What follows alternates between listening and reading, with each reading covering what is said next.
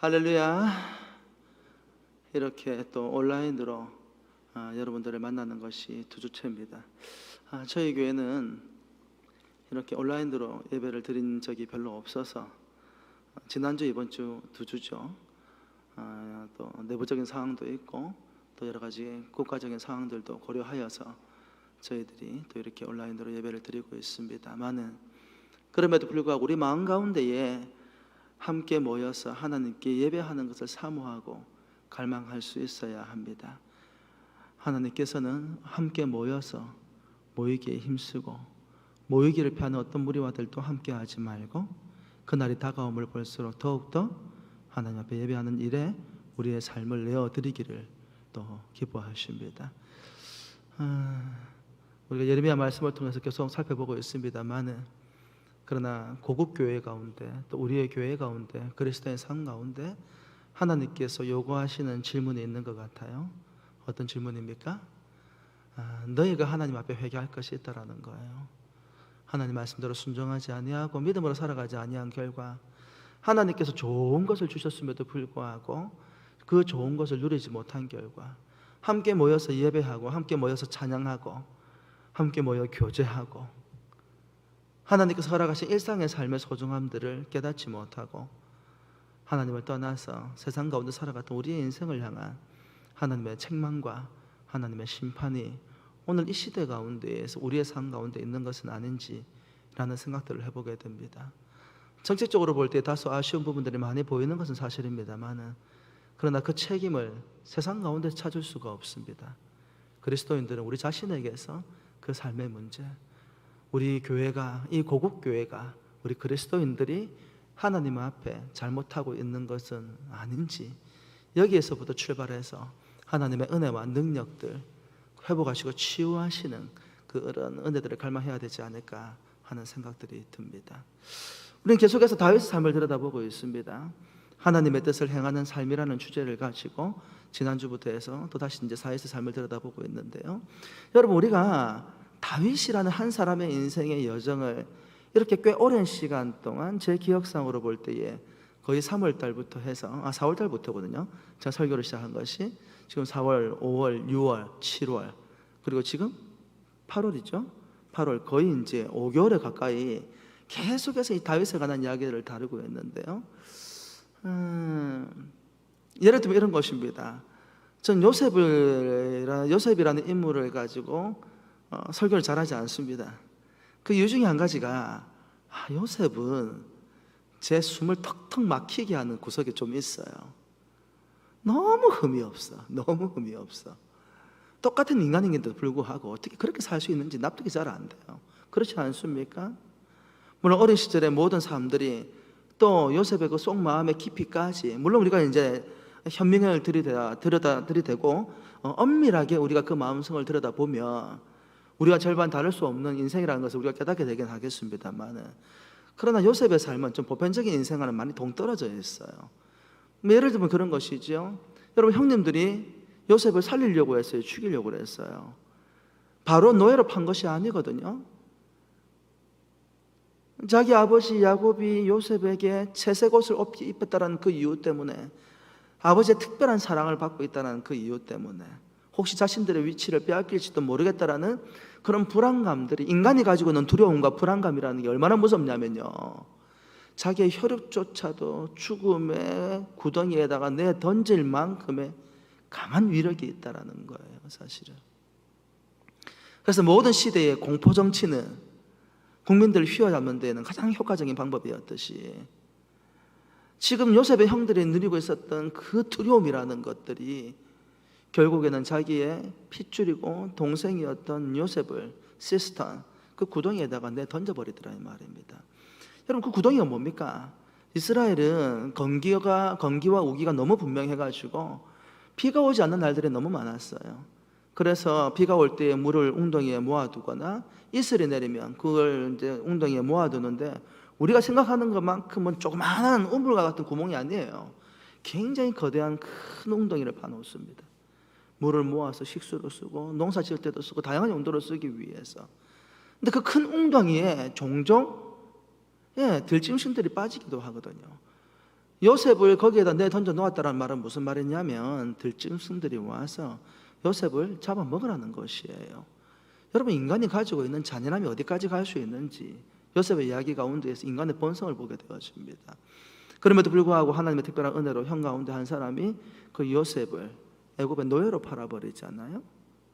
근데 그런 장면 가운데 어디에서도 요셉이 하나님을 원망하거나 절망하거나 낙담하거나 자신의 인생을 비관하면서 인생이 밑바닥 가운데 허족거리고 있는 모습을 보지 못합니다. 그렇게 노예로 팔려갔던 요셉이 그 보디발의 집에서도 얼마나 신실하게 잘 살아가는지요.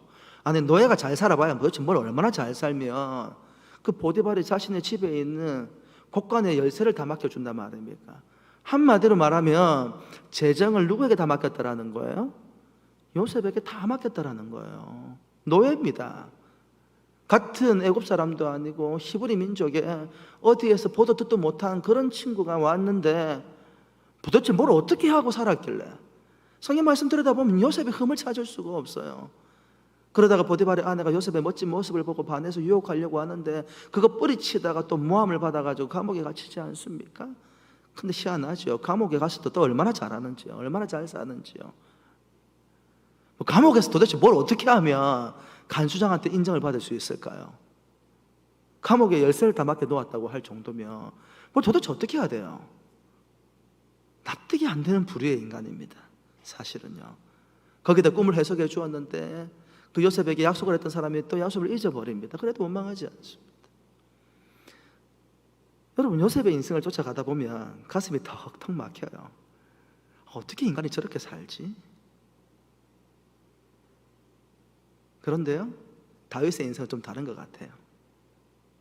물론 다윗이 오늘을 살아가는 저와 여러분들하고 비교할 수 있을까 생각해 보면 우리가 다윗의 발끝도 따라가지 못하죠.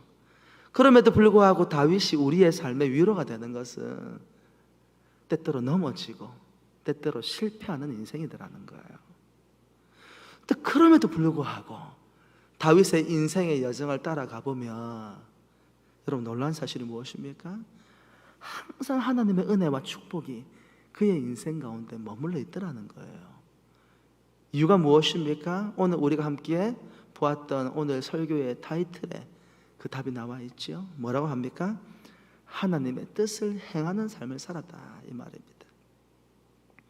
참 힘들고 고난하고 지난한 삶을 살았습니다.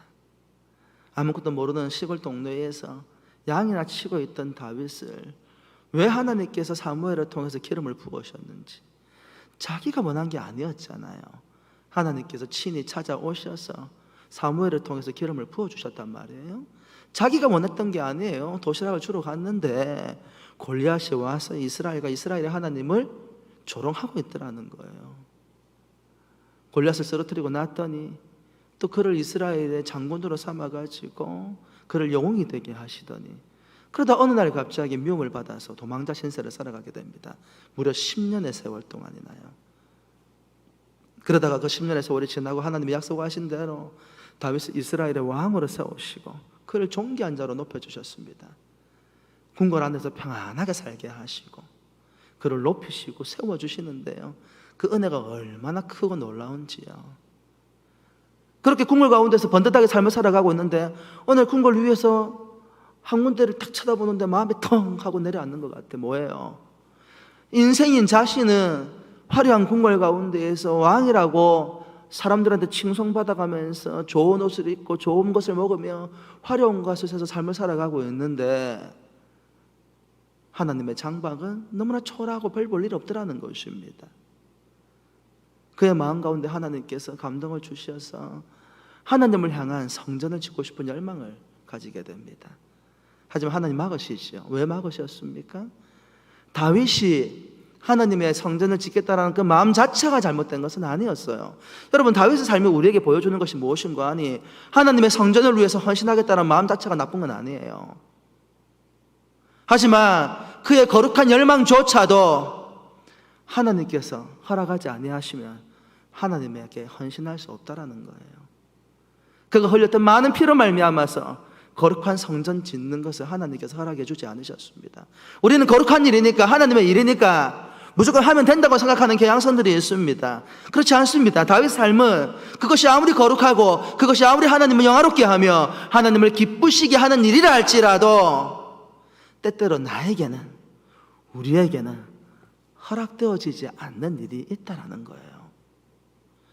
여러분, 놀라운 사실이 뭐냐면 다윗은 그것조차도 기쁨으로 아멘으로 순종하는 사람이었다라는 거예요. 우리는 하나님의 공동체를 위해서, 하나님의 교회를 위해서 헌신하는데 왜 내 헌신을 받아주지 않느냐고 낙담하고 분노하고 좌절하고 절망하고 다투고 분쟁할 때가 있잖아요. 여러분, 때때로 하나님께서 거절하시는 것도 은혜입니다. 할렐루야. 그 거절을 우리가 어떻게 수용하는지 또 하나님은 보신다의 말입니다. 하나님께서 다윗이 성전을 짓겠다고 헌신할 때에 거절하셨습니다. 아니야, 안 돼. 넌 안 돼. 하지만 너 마음은 내가 기쁘게 받을게. 그러면서 하나님께서 무슨 약속을 주시죠? 아브라함의 약속보다도 업그레이드된 약속, 다윗의 언약을 주시지 않습니까? 오늘 우리가 읽었던 본문의 내용이 무엇입니까? 지난주에도 우리가 함께 살펴보았습니다만 하나님께서 그 다윗에게 5가지로 다윗의 언약을 세우시고 난 이후에 다윗이 하나님 앞에 기도하고 있는 장면들을 우리가 보고 있더라는 거예요. 크게 3가지를 기도하고 있지요. 하나는 무엇입니까? 나의 가정과 우리의 집안을 세워놓으신 하나님. 하나는 무엇입니까? 우리의 공동체를 세우신 하나님. 마지막으로 무엇입니까? 그 하나님의 은혜로 인하여 다윗이 하나님께서 하나님 앞에 기도하는 장면으로 그의 기도가 마무리되고 있더라는 거예요. 그러면 지난주 살펴보았던 내용들은 무엇입니까? 다윗이 무엇으로 인하여 하나님께 감사하며 기도했지요? 자신의 집에 대해서, 자신의 가문에 대해서, 가정에 대해서 감사하며 기도했다는 것입니다. 사무엘하 7장 18절과 19절 말씀 같이 한번 읽어볼까요? 시작. 다윗 왕이 여호와 앞에 들어가 앉아서 이르되 주 여호와여, 나는 누구이오며 내 집은 무엇이기에 나를 여기까지 이르게 하셨나이까? 주 여호와여, 주께서 이것을 오히려 적게 여기시고 또 종의 집에 있을 먼 장래일까지도 말씀하셨나이다. 주 여호와여, 이것 사람의 법이니이다. 지난주도 우리가 살펴보았습니다마는 다윗이 지금 하나님 앞에 무엇을 고백하고 있는 것입니까? 별 볼일 없는 인생이었다라는 거예요. 지난주도 다루었습니다마는 다윗의 집안이 어떤 집안입니까? 여러분, 수도에 있는 집안이 아닙니다. 서울에 있는 집안이 아니에요. 어찌 알지도 못하는 베들레헴 촌구석에, 그것도 이세의 가문 가운데, 이세의 집안 가운데의 막내 아들 하가탄, 별 볼 일 없는 아들에 불과했다라는 거예요. 어느 정도로 별 볼 일 없는 집안이었냐면 여러분, 하나님 말씀에 아멘으로 순종하는 사무엘조차도 하나님, 거기가 도대체 어디입니까? 지금 이 수도에 사람이 없어가지고 그 시골 촌구석에서 하나님께서 기름 붓는 사람을 찾으라고요? 그게 말이 돼요? 여러분, 나중에 한번 읽어보십시오. 사무엘이 하나님께서 베들레헴으로 가라 말씀하실 때에 즉각적으로 아멘 하고 가지 않았습니다. 몇 가지 이유를 대면서 하나님께서 하신 명령에 주춤거리고 있는 장면들을 봐요. 여러분, 놀라운 장면입니다.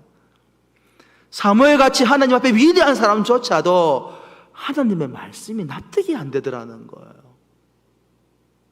이해가 안 되더라는 거예요. 여러분, 이것이 신앙의 비밀이기도 합니다. 때때로 하나님께서는 우리가 이해가 되지 않냐고 납득이 되지 않는 것을 우리에게 요구하실 때가 있더라는 거예요. 그 정도로 별 볼 일 없는 집안의 사람이었다라는 거예요. 여러분, 다윗이 뭐라고 고백했습니까? 자신이 살아왔던 모든 순간들을 지나와 놓고 지금 왕이 되어서 왕궁에서 지금 존귀한 자의 신분으로 삶을 살아가고 있음에도 불구하고 다윗의 위대함이 어디에 있냐면 그때의 자신의 모습을 감추려고 하거나 부정하거나 잊으려고 하지 않았다라는 사실이에요. 하나님, 저는 별 볼 일 없는 사람이었습니다. 별 볼 일 없는 인생이었습니다. 지나온 삶을 돌아보니까 참 별 볼 일 없는 집안에 별 볼 일 없는 인생이었는데 하나님께서 여기까지 나를 이끌어 주셨습니다. 여러분, 다윗은 우쭐거리지 않았어요. 다윗은 자신의 위치를 가지고 사람들 앞에서 거들먹거리지 않았어요.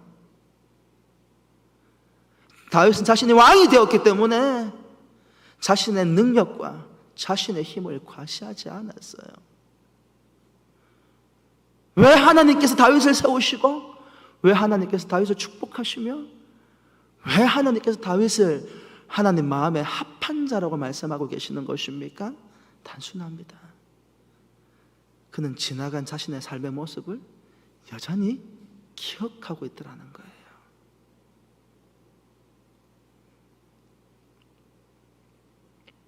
사람들이 칭찬하고, 사람들에게 축복하고, 사람들 축복하면서 사람들이 주목해 보기 시작을 하면 내 인생이 뭔가 대단한 인생이 된 것처럼 생각을 합니다.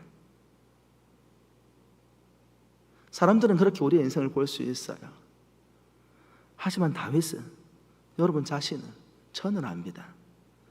나 자신이 얼마나 별 볼 일 없는 인생이었는지. 별 볼 일 없는 집안에, 심지어는 부모님과 형제들에게조차도 인정받지 못했던 하카타, 말제, 별 볼 일 없는 인생이었던 자신을 하나님께서 세워서 하나님이 통치하고 다스려가는 위대한 신정국가의 대리자 왕으로 세워주시더라는 거예요. 그럼 놀라운 사실이 무엇입니까? 다윗이 하나님 앞에 나아가 기도할 때 주 여호와여, 우리가 읽었던 7장 18절부터 해서 29절까지 반복해서 나오는 단어가 무엇입니까? 주 여호와여. 사람들이 다 우러러보고 추앙하는 왕이지만 하나님, 나는 당신의 종에 불과합니다.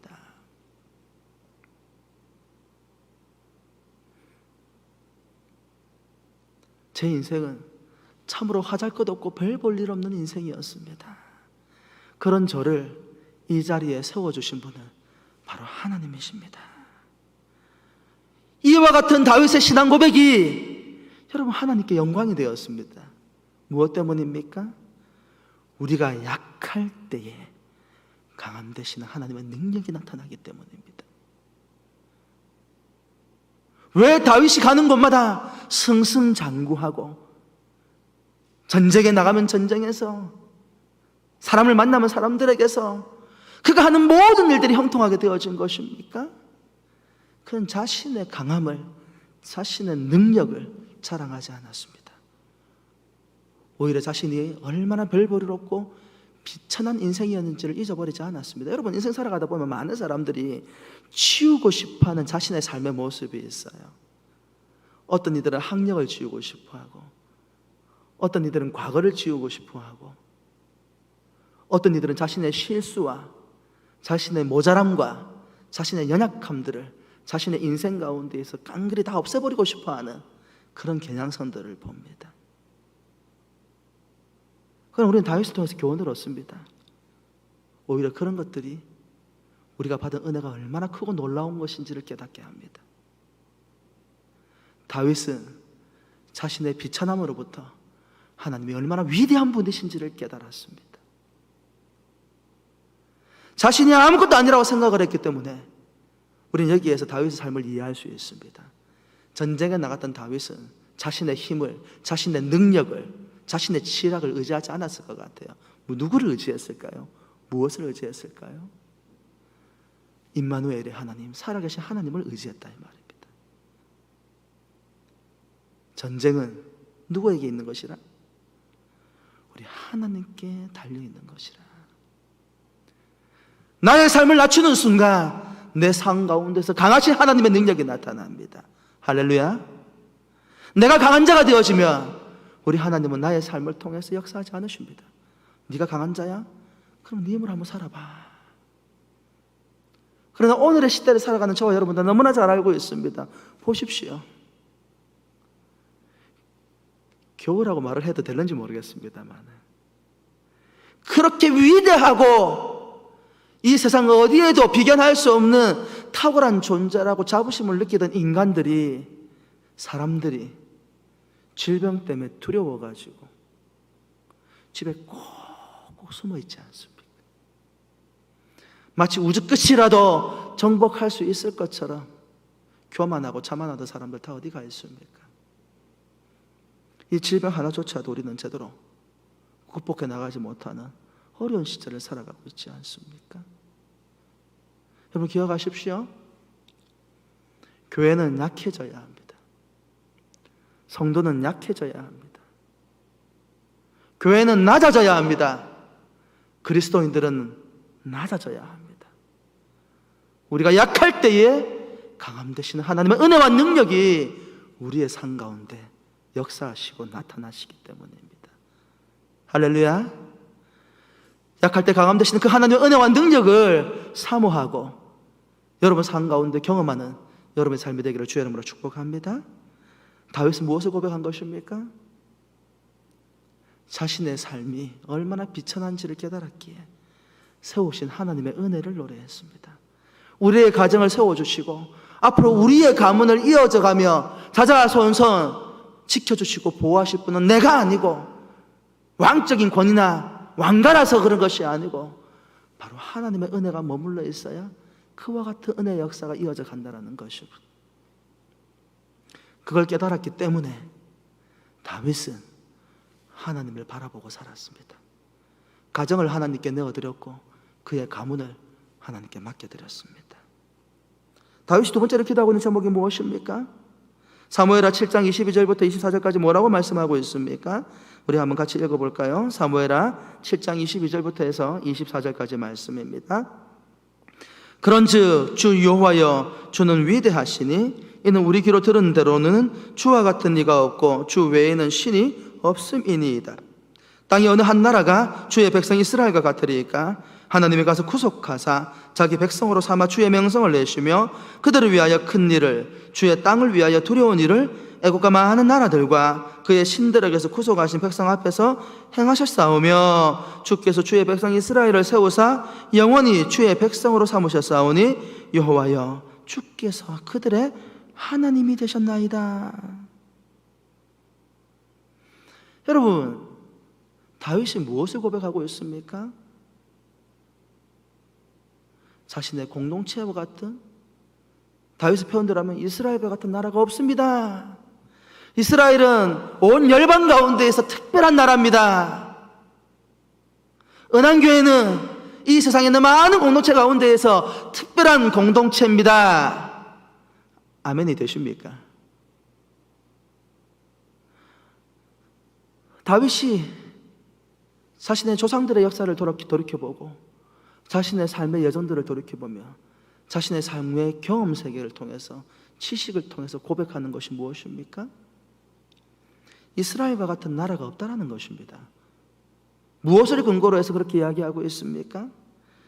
여러분, 이스라엘의 역사를 한번 들여다보십시오.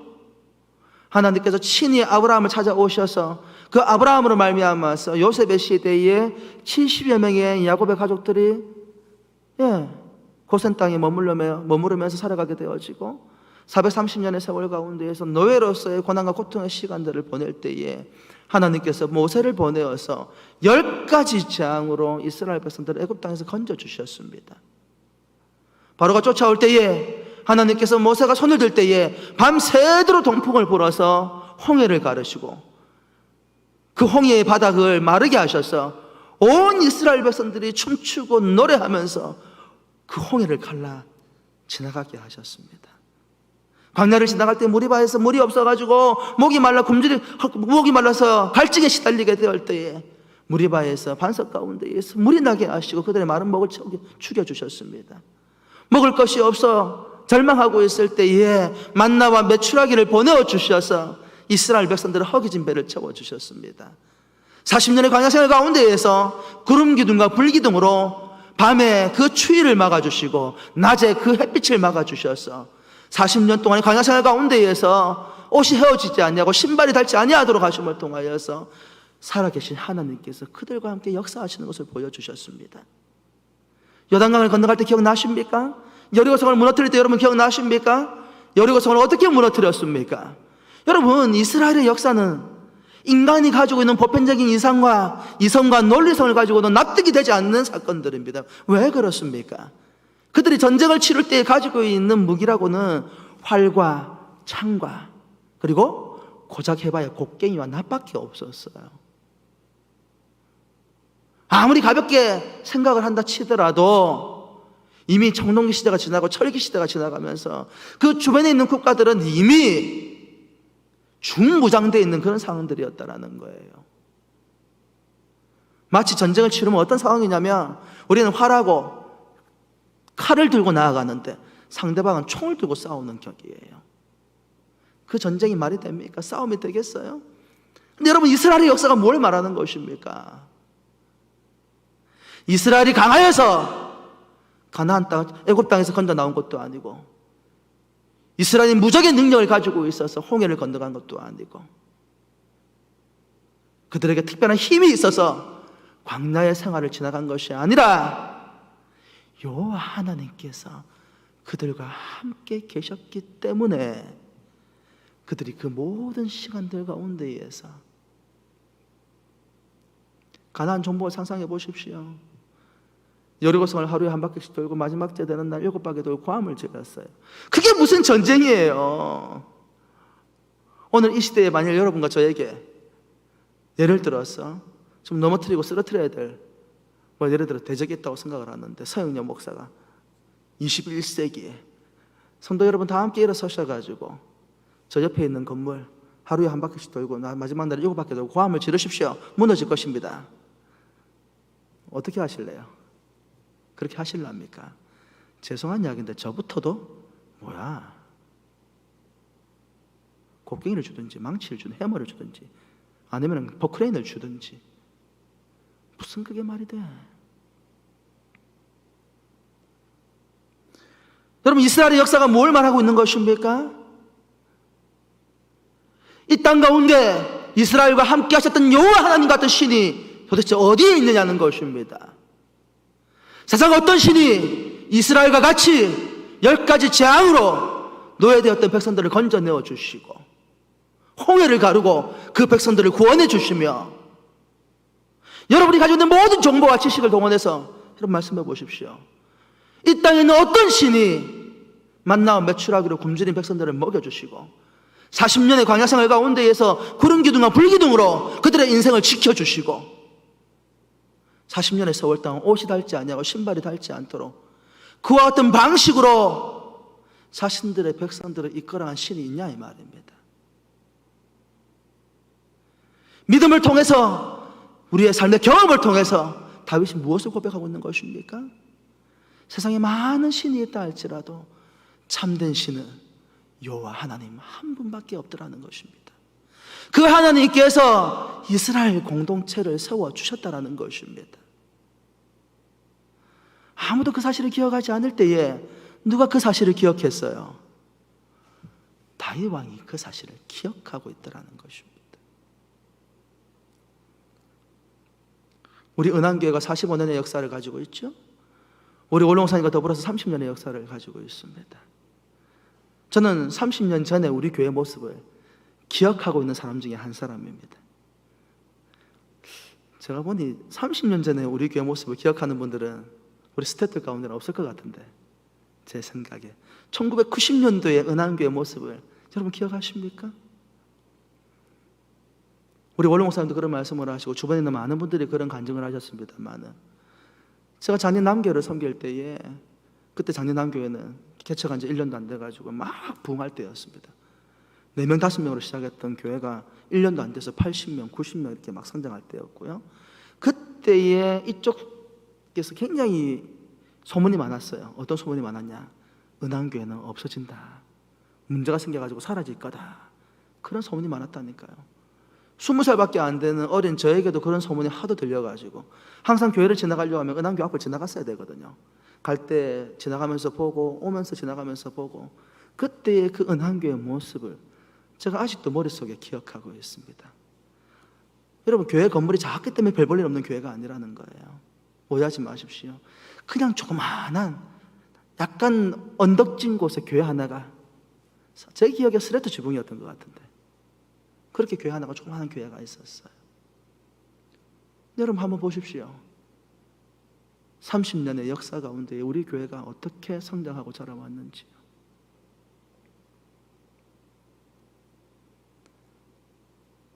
하나님은 은혜입니다. 할렐루야.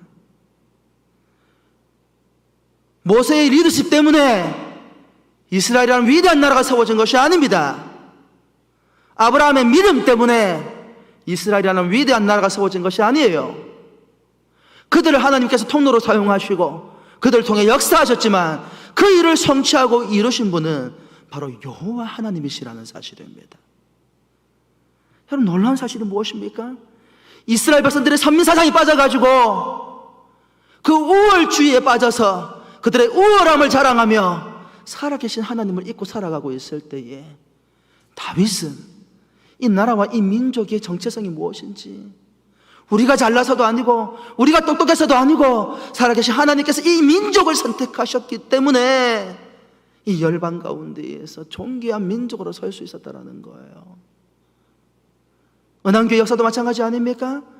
이한희 목사라는 우리 고신교단과 서부 노예 안에서, 우리 부산 노예 안에서 걸출한 리더십을 가지고 있는 원로 목사님이 계셨지만, 그러나 궁극적으로 이 은한교회를 여기까지 자라가게 하신 이는 바로 살아계신 하나님이라는 사실입니다. 다윗이 왜 복받는 인생이 되었습니까?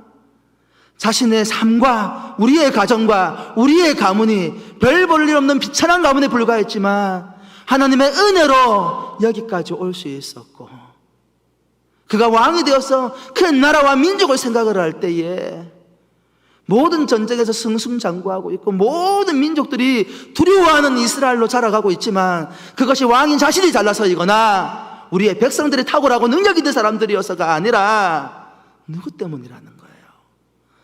살아계신 하나님 때문이라는 것입니다. 할렐루야. 그때에 하나님께서 친히 이스라엘의 하나님이 되어주셨기 때문에 이스라엘이 위대한 나라가 될 수 있었다는 거예요. 어떻게 우리 은한교회 공동체가 하나님이 기뻐하시는 교회로, 하나님이 세워주시고 높여주시고 평강케 하시며 기쁨과 찬양으로 넘치게 하시고 은혜가 넘치는 공동체로 살아가게 되는 것입니까? 성도 한 사람 한 사람이 우리 자신이 어떤 존재였는지를 명확하게 인식할 필요가 있습니다. 많은 그리스도인들이 사회적인, 가난하고 어렵게 살아가다가 사회적인 신분이 높아져가고 사회적인 지위가 올라가면 마치 개구리 올챙이도 생각 못하는 것처럼 자신의 옛 모습들은 치워버리고 신분은 치워버리고 내가 뭔가 대단한 사람이어서 교회를 위해서 헌신하고 섬기고 교회에 영향력 있는 사람이라고 자부심을 느끼는 모습들을 봅니다. 아니죠.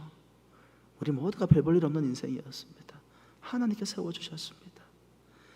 이 은한교회 공동체를 세우시고 여기까지 인도해 주셨으며 앞으로 인도해 가실 분은 서영준 목사가 아니에요. 교회 안에 있는 어떤 이들이 아닙니다. 바로 살아계신 하나님께서 우리의 공동체를 이끌어 가시는 것입니다. 여러분, 다윗이 그와 같은 분명한 신앙의 고백을 가지고 있더라는 것입니다. 로마서 5장 8절 말씀에 뭐라고 말씀하고 계십니까? 우리가 아직 죄인 되었을 때에 그리스도께서 우리를 위하여 죽으심으로 하나님께서 우리에 대한 자기의 사랑을 확증하셨느니라. 저와 여러분들이 잘나서 뭔가 특별함이 있어서 이 자리에 앉아서 예배드리고 그리스도인의 삶을 살아가는 것이 아니라 우리가 아직 죄인 되었을 때에 하나님께서 저와 여러분들을 사랑하셔서 아들이신 예수 그리스도를 이 땅에 내려보내어 주시고 그 예수 그리스도가 우리를 위하여 십자가에 못 박혀 돌아가시고 장사 지낸 3일 만에 부활하심으로 소망이 없는 인생 가운데 소망을 주셨고 성령을 보내어 주셔서 하나님께서 창세전부터 예비하신 모든 영혼들을 불러 이 자리에 모아주셨다는 사실이에요. 우리가 잘나고 특별해서 여기 앉아있는 것이 아니라 오늘 우리 은간자매가 찬양했던 것처럼 오직 하나님의 은혜입니다. 다윗이 왜 하나님이 축복하시고 세워주시고 높여주시고 평강케 하시고 하나님마다 형통하는 인생을 살아가게 됩니까? 그가 살아가는 나날 가운데 넘어지거나 실패하지 않는 것은 아닙니다만 우리가 다다음 주쯤에 보게 되겠습니다. 우리는 충격적인 다윗의 모습을 봅니다. 바로 밧세바 사건입니다. 밧세바 사건은 밧세바 사건 하나로 끝난 게 아니에요. 엄청난 결과를 불러일으켜 옵니다. 그럼에도 불구하고 다윗을 하나님의 마음에 합한 자라고 말하는 이유가 무엇입니까? 성경이 그는 실패하고 넘어지고 범죄하는 순간조차도 하나님을 바라보고 하나님 곁에 있는 사람이라는 것입니다.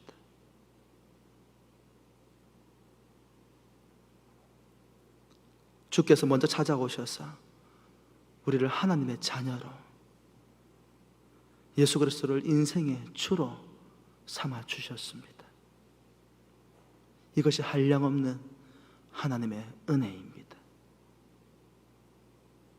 다윗은 개인의 삶과 공동체의 삶에 있어서 하나님이 하신 일들을 고백하고 찬양하고 있습니다. 그리고 이 정체성을 잃지 않았습니다. 왕이 되어서도. 그리고 두 가지로 간구합니다. 마지막에는 기도로 마무리하고 있죠. 개인과 공동체를 위한 기도입니다. 사무엘하 7장 25절과 29절 말씀 한 목소리로 같이 한번 읽어볼까요? 사무엘하 7장 25절과 29절 말씀입니다. 같이 읽어볼까요? 시작.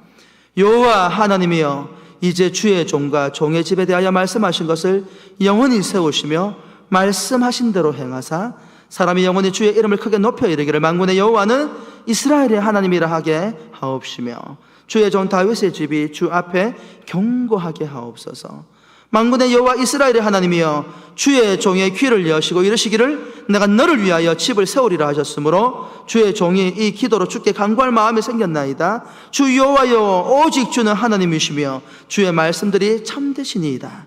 주께서 이 좋은 것을 주의 종에게 말씀하셨사오니 이제 청하건대 종의 집에 복을 주사 주 앞에 영원히 있게 하옵소서. 주 여호와께서 말씀하셨사오니 주의 종의 집이 영원히 복을 받게 하옵소서 하니라.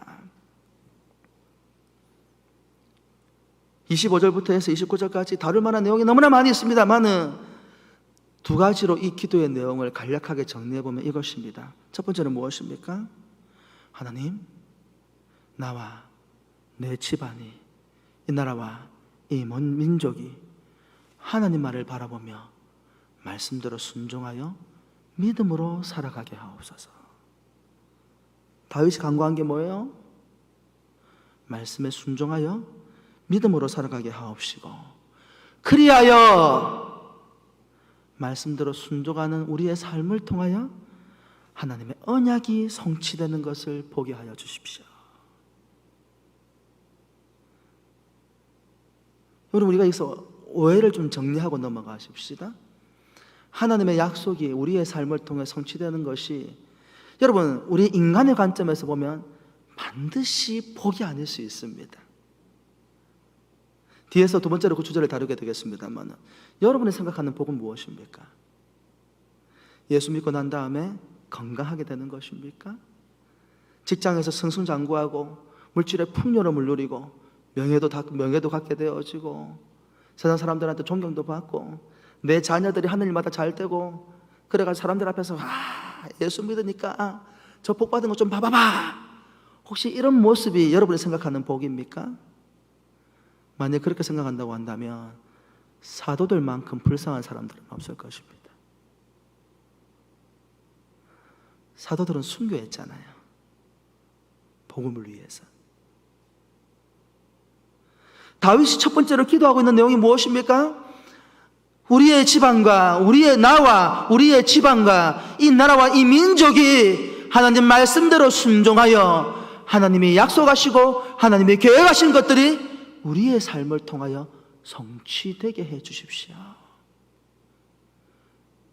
내가 무엇을 누리는 것이 중요한 것이 아니고 하나님의 섭리와 계획이 우리의 삶을 통하여 성취되게 해달라고 기도하고 있더라 이 말이에요. 여러분, 이것은 놀라운 기도입니다. 자기를 내려놓는 기도입니다. 자기를 부정하는 기도입니다.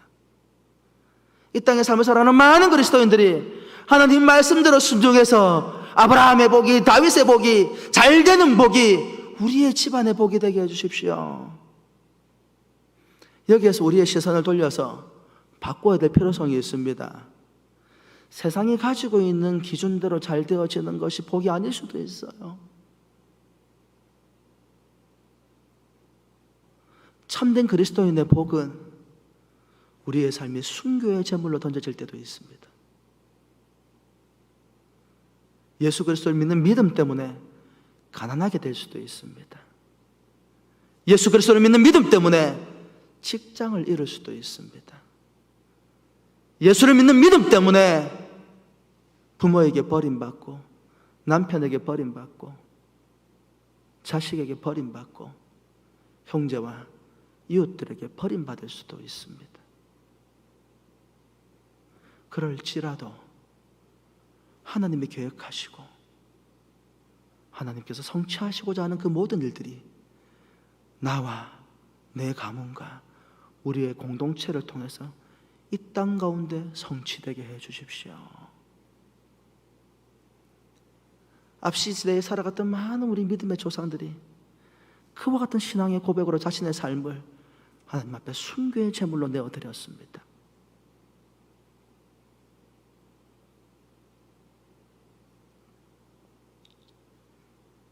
사랑하는 성도 여러분, 다윗은 그래서 기도했습니다.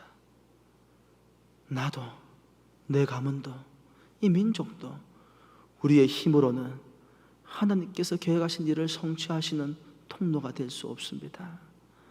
하나님께서 도와주셔야 합니다. 여러분의 삶이, 우리 은한교회 공동체가 하나님의 섭리와 하나님의 계획에 그 구원의 역사의 통로가 되기를 주의 이름으로 축원합니다. 우리의 힘으로 불가능합니다. 하나님께서 도와주셔야 합니다. 두 번째로 기도한 내용이 무엇입니까? 29절 말씀 같이 읽어볼까요? 시작. 이제 청하건대 종의 집에 무엇을 주사? 복을 주십시오. 방금 전에 목사님이, 여러분, 복 달라고 기도하는 것이 잘못된 것입니까? 한국교회 이런 목사님들이 있어요. 기독교인들이 기복신앙이 빠져가지고 맨날 복만 노래 부른다고. 왜 복을 노래 부르면 안 되는 것입니까? 하나님께서 우리에게 복을 구하라고 말씀하셨는데 어떤 복인가가 문제죠. 여러분, 다윗이 뭐라고 기도했습니까? 이제 청하건대 하나님이여, 우리에게 복을 주십시오. 저에게 복을 주시고 우리 집안에 복을 주시고 이 나라와 이 민족에게 복을 주십시오 라고 기도하고 있더라는 거예요. 근데 그 장면만 보면 다윗이 구하는 기도의 복이 무엇인지를 이해하기 어렵습니다. 돈을 달라고, 물질을 달라는 것인가? 명예를 달라고 하는 것인가? 건강을 달라고 하는 것인가? 무엇을 달라고 하는 것인가? 그 뒤에 답이 나와 있지요. 다윗이 생각하는 복은 무엇입니까? 다시 한번 읽어볼까요? 29절 시작. 이제 청하건대 종의 집에 복을 주사 주 앞에 영원히 있게 하옵소서. 여러분, 사랑하는 은한교회 성도 여러분, 다윗이 강구하는 참된 복은 무엇입니까? 물질이 아니었어요. 건강이 아니었어요. 내 자녀가 잘 되는 게 아니었어요. 자신을 위해 기도할 때에, 우리의 가정과 가문을 위해 기도할 때에, 내 자녀와 이 나라와 이 민족을 위해 기도할 때에 다윗이 강구했던 복은 하나님이여, 내 삶이, 나의 삶이, 내 가정이, 내 가문이, 우리 교회 공동체가, 이 나라와 이 민족이 주의 곁에 영원히 있게 해주십시오.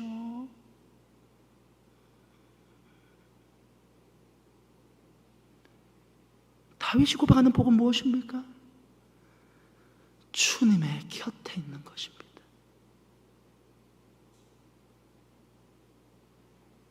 그리스도와 함께 영원히 있는 것입니다.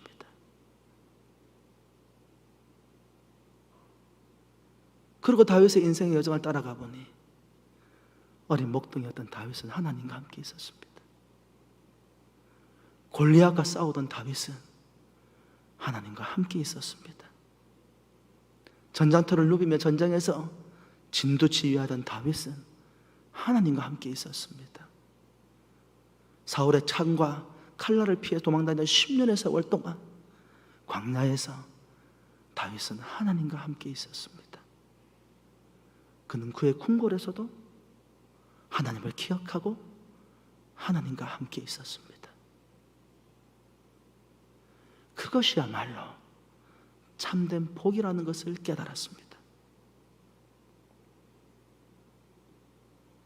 주 여호와께서 말씀하셨사오니 주의 종의 집이 영원히 복을 받게 하옵소서. 어떻게 영원히 복을 받습니까? 영혼은 한 분밖에 없습니다. 그 한 분을 통해서 성취되어져 갑니다. 누가 영혼이십니까? 시작도 없고 알파와 오메가가 되시는 하나님.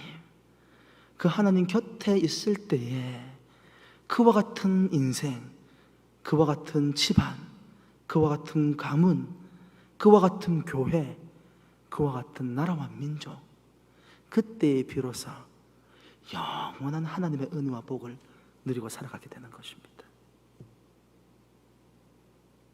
사랑하는 성도 여러분, 우리 주님 곁에 있으십시다.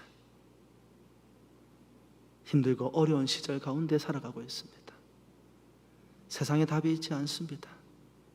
세상에 길이 있지 않습니다. 오직 우리 주 여호와 하나님께만 영원한 복이 있습니다. 혹시 세상과 살아가며 보다만 살아갔던 여러분의 인생이 있습니까? 이제 세상에 있는 것들을 내려놓고 다윗과 같이 하나님 앞으로 나아가십시다. 그래서 다윗이 누렸던 그 은혜와 복이 바로 여러분의 복이 되게 하십시다. 할렐루야. 기도하겠습니다.